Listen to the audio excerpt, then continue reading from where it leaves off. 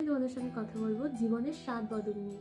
আচ্ছা, তোমরা কি প্রতিদিন বিরিয়ানি খেতে ভালোবাসো বা প্রতিদিন পোলাও খেতে ভালোবাসো? হয়তো নয়, তোমরা হয়তো আমার মতো স্বাদ বদল করতে ভালোবাসো। এবার প্রশ্নটা হলো যে এই স্বাদ বদলটা কিসের? আমরা প্রত্যেকদিন স্বাধীন হতে চাই, স্বাধীনভাবে বাঁচতে চাই।